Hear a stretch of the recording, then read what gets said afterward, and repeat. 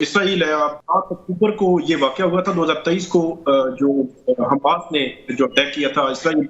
1 साल गुज़र गया है और इसके दौरान इसराइल हानियाँ, फिर हिज़्बुल्लाह के सरबराह, फिर जो ईरान के अंदर जो मामलात हुए, तो इस पे आप देख लें कि इसराइल के साथ एक तरफ तो ये जंगबंदी की कोशिशां है या इसराइल को कहा जा रहा है, आलमी अदालत इंसाफ भी कह रही है, लेकिन दूसरी जानिब अमेरिका का अगर आप इसमें रोल देखें तो वो दूसरी जानिब असला के लिए वहां फंड भी उनको मुहैया कर रहा है, इसराइल को एम्पावर कर रहा है इसराइल को। तो इसराइल जो है वो इस खित्ते का जो इस तरह मतलब ट्रीट कर रहा है, जिस तरह आपने ये लबनान में देखा कि वहां पे जो वाकी टॉकी थे, इस तरह का जो उन्होंने वहां पे अटैक्स किए थे, तो ये जदीद जो आलात है वो भी इस्तेमाल कर रहा है। तो जो वर्ल्ड की उसको जो सपोर्ट है इसराइल को, वो सपोर्ट जब तक पीछे नहीं हटती तब तक मेरा ख्याल में इस खित्ते में अमन लाना या आना जो है वो मुश्किल नजर आ रहा है। ईरान जिस जंग से खुद को डिस्टेंस करना चाह रहा है, वहां उसको धकेलने की कोशिश की जा रही है, और ईरान इसराइल अगर जंग लगती है तो उसके असरात हमें पूरे मिडिल ईस्ट में जो है वो नजर आएंगे और उसके असरात मजीद भी जो है फैलने के जो इम्कानात मौजूद हैं। दूसरी जानिब अगर देखा जाए तो पाकिस्तान में इसमें सेंटीमेंट्स तो पाए जाते हैं, लेकिन इससे ज्यादा सेंटीमेंट्स जो पब्लिक है यूरोप की, मैंने अमेरिका की यूनिवर्सिटीज आप देख लें या ऑस्ट्रेलिया में मुख्तलिफ यूनिवर्सिटीज में गजा के हक में या लंदन में बड़े बड़े मार्च हुए,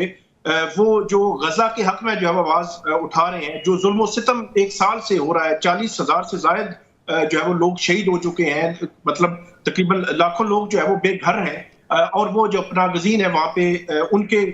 जो बस्तियां हैं उनको अटैक किया जाता है, हॉस्पिटल्स को अटैक किया जाता है, लेकिन ना तो इंसानी हुकूक कहीं पे जागते हैं ना कोई होता है। लेकिन मैं जो यूनिवर्सिटीज की बात कर रहा हूँ, जो पब्लिक है की, वहां उनके सेंटीमेंट्स मैं समझता हूँ कि मुस्लिम ममालिक से ज्यादा और आवाज जो है वो आ रही है। बिल्कुल साकिब साहब, मैं आदिल साहब को शामिल करती हूँ। आदिल साहब, आपको याद है कि 8 अक्टूबर के बाद सबसे पहला खतरा यही था कि ईरान इसराइल जंग छिड़ सकती है, और जब ईरान ने बाकायदा एक अटैक भी किया था 100 मिसाइल्स का प्रॉबेबली, और लेकिन उसके बाद वो कंटिन्यू नहीं किया, तो फाइनली खुदा न खास्ता उस फेज़ में एंटर हो रहे हैं।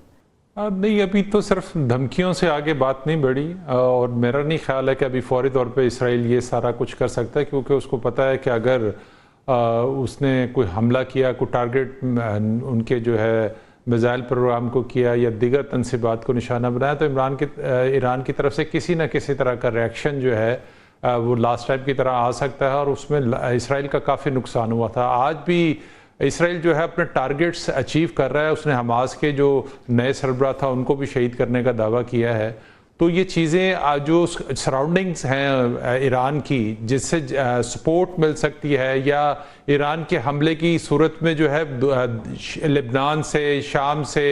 अटैक्स हो सकते हैं, तो अभी तो वो कोशिश कर रहा है कि वहाँ से जो उसको ईरान की मदद आ सकती है उसको पहले वो ख़त्म करे, और वो अपने मकसद में किसी हद तक कामयाब होता हुआ दिखाई दे रहा है। क्योंकि हम प्रोग्राम के वाइंड अप की तरफ जा रहे हैं। इफ्तिखार साहब, इजराइल ने